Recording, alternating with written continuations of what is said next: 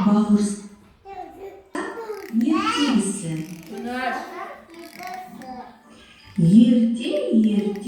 Ертеде шал мен кемпір болыпты. Бір күні шал кемпіріне былай дейді: кемпір, әй кемпір, маған бауырсақ пісіріп берші. Кемпір қамбадан ұнды жинап, бауырсақ пісіреді. Бауырсақ ыссы болғандықтан оны терезенің алдына суытып қояды. Терезенің алдында отырып, әбден іші пысқан бауырсақ терезеден домалап отырғышқа түседі. Отырғыштан домалап жерге түседі. Жерден домалай қақпадан шығып, орманға қарай домалай жөнеледі. Домалап келе жатса, алдынан қоян шығады.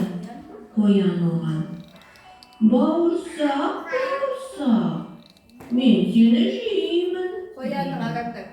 Бауырсақ: жемеші мені қоян, мен саған өлең айтып беремін. Мен бауырсақ, мен атамнан қаштым, мен әжемнен қаштым. Енді қоян сенен де қашып кетем деп, қояннан домалап қояннан қашып кетеді.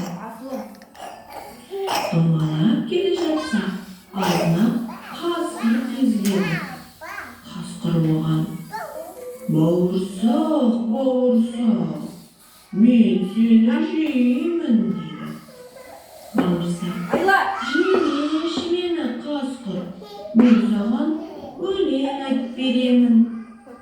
Мен бауырсақ, мен атамнан қаштым, мен қояннан қаштым.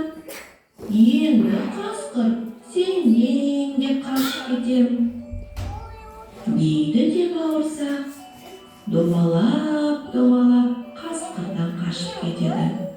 Сөйтіп оған аю кездеседі.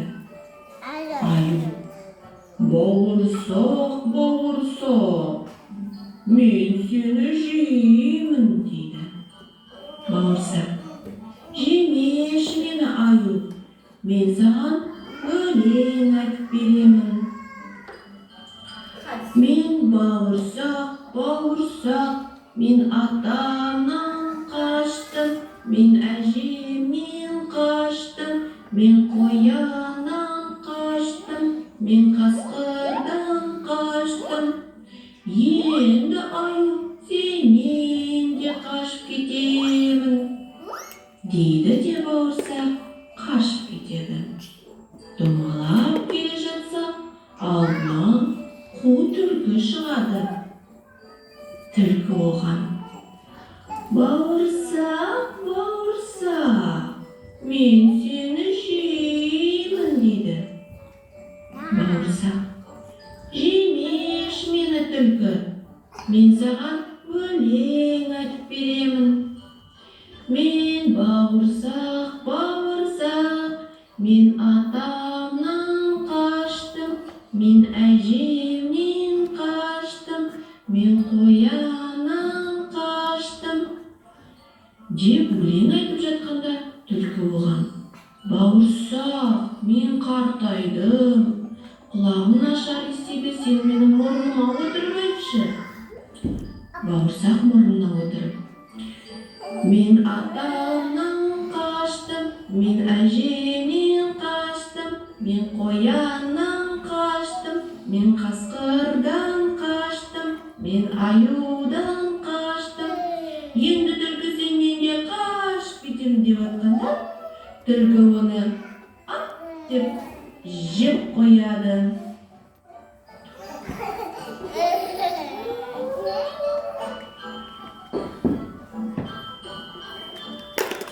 Ал енді балалар, менің артымнан қайталаңыздар. Бауырсақ, колобок, бауырсақ, колобок.